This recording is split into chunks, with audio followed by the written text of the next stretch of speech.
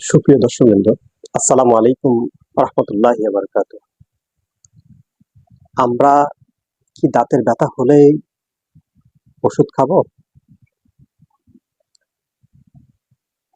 আমি আজকে আপনাদের সামনে একটি টিপস নিয়ে আসছি। আমরা সাধারণত একটুতেই দাঁতের ব্যথা হলেই ফার্মেসিতে গিয়ে ব্যথানাশক পেইন কিলার আমরা খেয়ে থাকি। তো এই জিনিসটাতে কত মারাত্মক ক্ষতিকর আমরা কিন্তু এটা জানি না। জানি না বিধায় আমরা সেবন করি।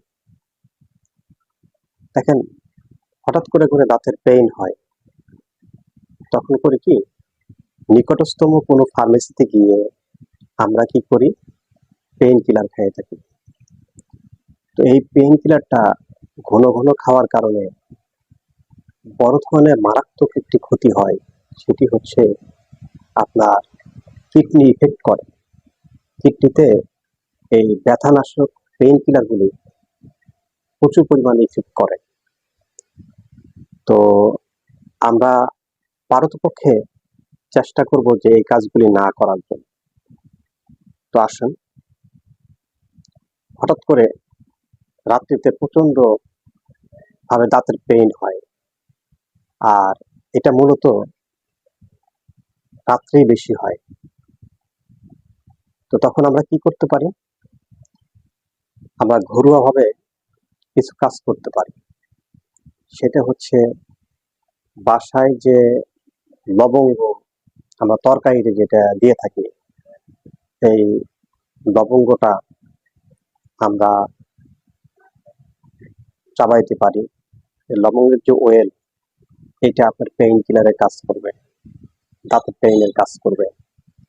এরপরে আসুন, আপনার আবার রসুন, আপনি 1 কোয়া রসুন চাবাইতে পারেন।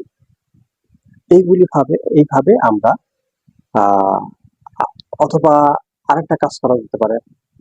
সেটা হচ্ছে যে আপনার সাধারণত প্যারাসিটামল, ফেলেননাপা খেয়ে নিতে পারেন।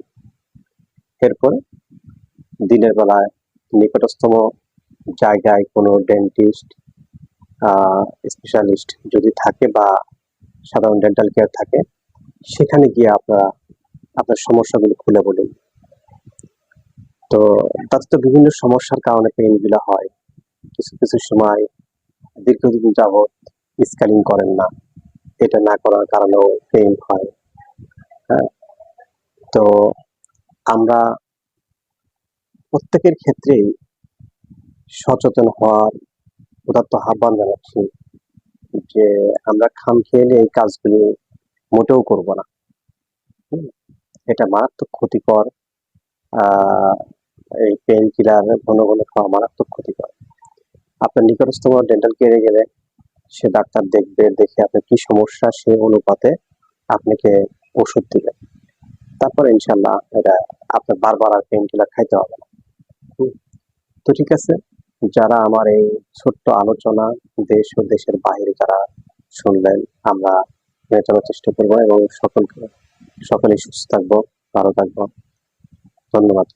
জেড টিভিকে আপনারা সবাই সাবস্ক্রাইব করবেন, আমি যেন ভালো আপনাদের সামনে ভিডিও বানাইতে পারি।